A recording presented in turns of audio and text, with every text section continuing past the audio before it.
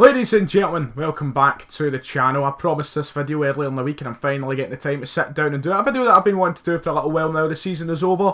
As this season has finished, I'm going to try and, during the summer, try and make some other videos, try and talk about the World Cup a wee bit maybe, and we'll try and see where the direction goes. But, you know, it's a busy summer now for Celtic. The transfer window is open, and we've got a lot of work to do if we want to progress into, you know, a bigger field of things in the Champions League sort of realm and the Europa League sort of realm. We have work to do, and that's evident.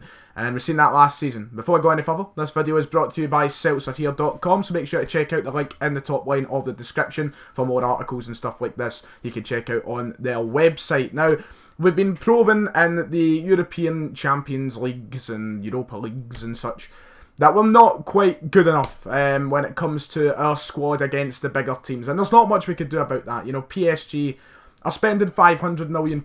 Real Madrid are spending hundreds of millions of pounds. Man United, Man City. All the teams are spending far much more money. You know, we can spend like a max of 10 million quid by the looks of things in a transfer window. So, you know, we can only do so much, but this summer I feel like is a very important summer for Celtic if we want to make a statement, if we want to try and build, if we want to go further.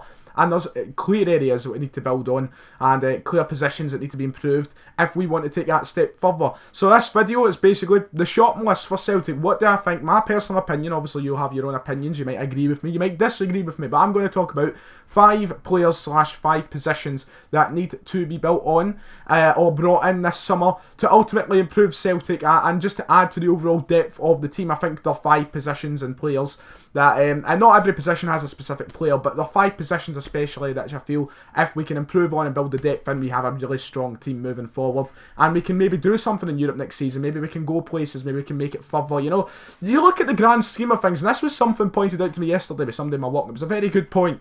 You know, PSG spent £400-500 million last season. They only made it one round further than Celtic in in the Champions League. One round.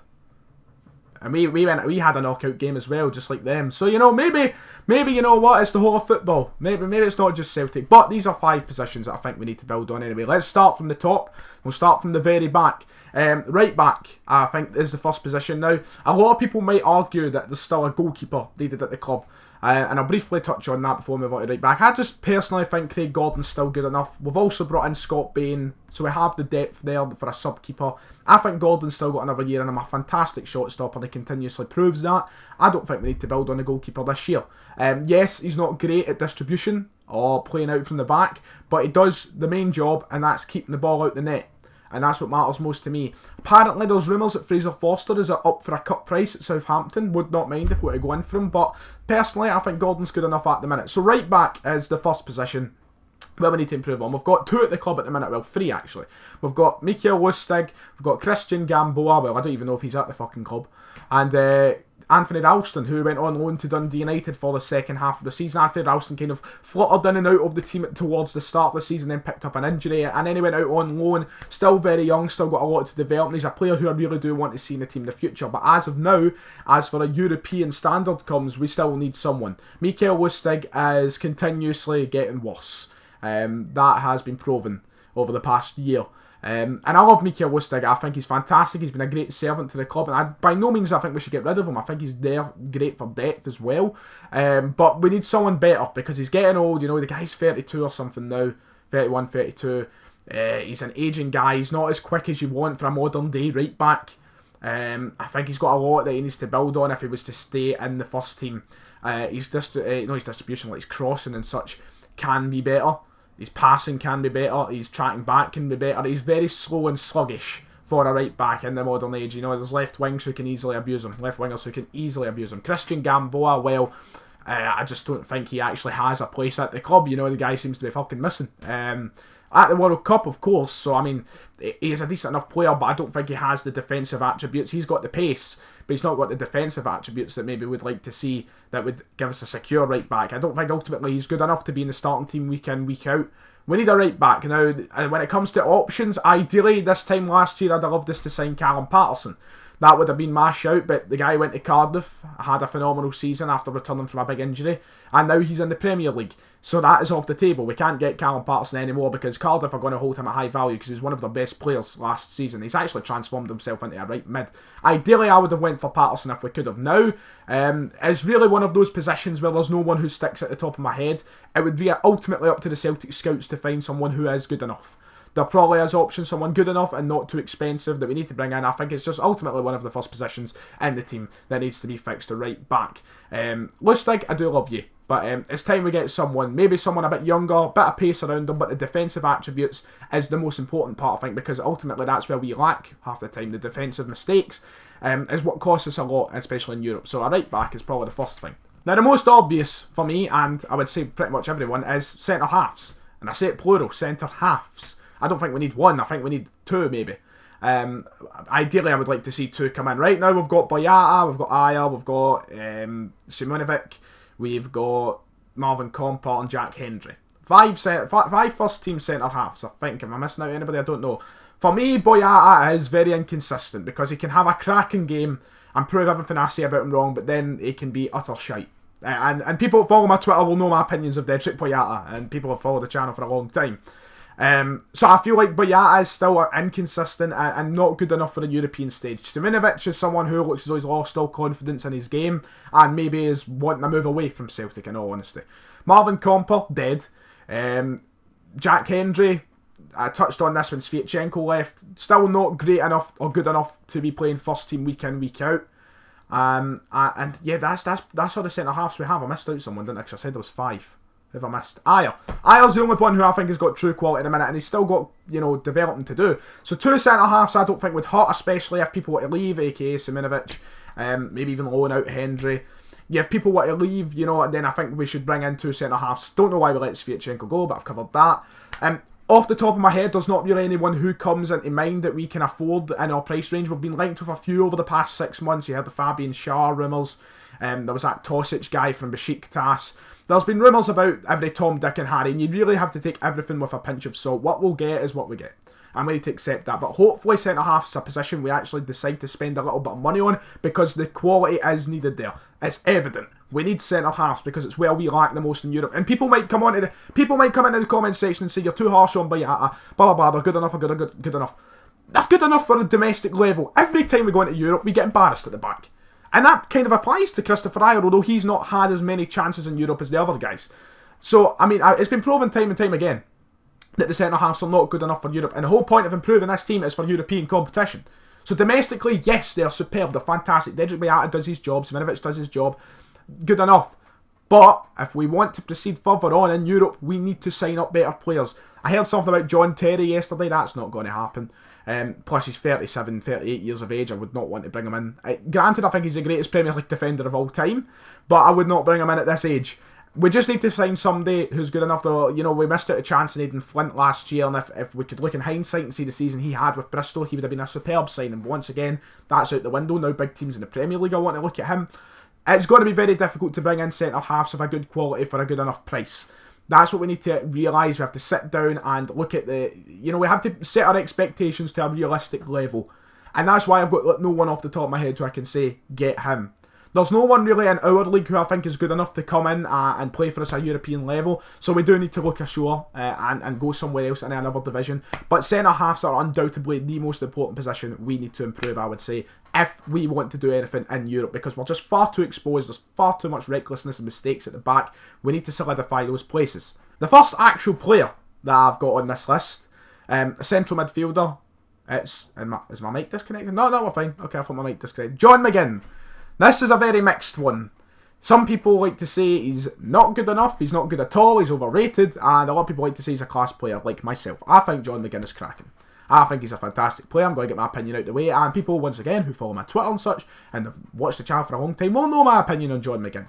A lot of people like to say he just runs around like a headless chicken, blah blah, and he can't do it, he's not that great and such. No, I don't think he does just run around like a headless chicken. I think that is people who have watched maybe 1 or 2 performances of John McGinn's. I think he's a fantastic player, and he can do a job as a depth player. We've got this wide pool of central midfielders. Armstrong is going to leave. Over the next year, it's going to happen anyway. Whether we lose him now or at the end of the season for nothing, he's going to leave Celtic. Armstrong's going to go. We've got Encham, we've got Brown, we've got McGregor, we've got Kouassi, and we've got Roderick. They're all the kind of central midfielder positions that we've got, you know, Roderick more advanced, and McGregor's kind of taking that toe over to the left as well. I think McGinn would add phenomenal depth, and given the development and the resources, the staff, the facilities and such around him at Celtic, I think he could develop into a fantastic player. I think he could be a first team player without a shadow of a doubt. I'm a big fan of his. I want to see him sign. We all dream of a team of John McGinns. But no, honestly, bring him in, because if we can work this deal to give Hibs Scott Allen and only a small fee, it's a bargain, I would say, because he's a young guy, domestic player. I think he's going to be fantastic if we give him a chance at Celtic, and I would hope to see him at Celtic before Rangers get any wise ideas, because they were apparently looking at him as well. But nah, I think I'm confident we'll sign him this summer. If Brendan Rodgers is interested, and I believe he will be, because he is a good player. A lot of people will disagree with me. That is the controversial one of the episode, because I know a lot of people don't rate him that highly, but I do. So John McGinn, you're in my Celtic team. Right winger needs signed up. We need a right winger. Also, there's been rumours of Jack Wilshere. You know, reading kind of blogs and such online, Jack Wilshere, you know, he's ready to move on from Arsenal, it looks like. He's been posting to Twitter that he's ready for this next chapter and such.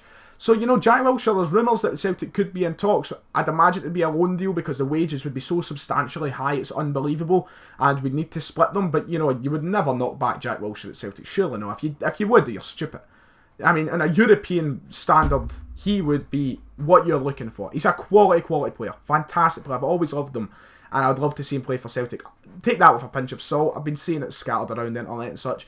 I doubt it will happen. Don't get your hopes up. But if it was to happen, I would be very excited to see him marching down the Celtic way. Right winger, though. Right winger. Vast like needed, yes.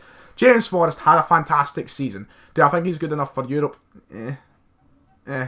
He's hit and miss. Hit and miss. He looked good in some games, and he just looked woeful in other games. Roberts is gone. In a perfect world, we'd sign him in a permanent deal. Not going to happen. I don't think. I wouldn't be surprised, but I mean, well, I wouldn't be surprised, actually. I'd be very surprised. But I don't think that's going to happen. I don't think Roberts would come in a permanent deal, sadly. But we need a right winger. That is one position we need to improve on, because we don't have depth after Forrest now. We don't have a backup option to play on that right wing. Lewis Morgan's coming in on the left. Forrest is the only one we've got on the right. We need a right winger. And we need someone with that same sort of impact on the game that Patrick Roberts had if he's starting or coming on off the bench. We need someone with that impact and that skill, I would say. And hopefully we do like to spend a little bit of money there, because it's a position that, you know, can change a game. Especially in Europe, can cause problems, can set up a lot, can make a lot happen. Could be that spark in the team. So we need a right winger. I want to see one signed up that has a good quality. That's the fourth position on the list. And finally, the last position, it's the one that everybody's going to expect to see in the video. French Eddie. Odsonne Edouard. Pay the money. Get him signed before it's fucking too late. Get him for this fee.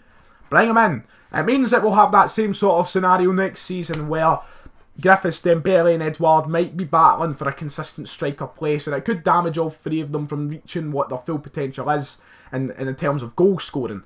But no denying that Edouard has showed how good he can be throughout this season, and it's a player we should look to keep a hold of, because he can do a lot. He can be dangerous. He's a good goal scorer. And if we sign him up, you know, we've got him there for a couple of years, which means if Dembele or Griffiths was to leave, we have got someone with the sufficient quality. And I think Edouard, he never really got the chance to show anything in Europe this season, but I think he'll be good enough to do something. You know, I just think he's a great striker, and I'd love to see him sign. Not as good as Dembele. Not as good as Musa. You know, Musa's my number one all the time. But I'd love to see us just pay the money, bring him in. If it's only like £7 million, hurry up and do it. Smash the record. Get it done. Get it over the line. Because it would show some intent. It really would. And I think he's a natural goal scorer. Would love to see him sign. That's it. That's the five. That's the five. A right back, some centre halves, John McGinn, a right winger, and French Eddie. Bang. That's my shopping list for Celtic this summer. Get them signed. Do it. Hurry up, Peter.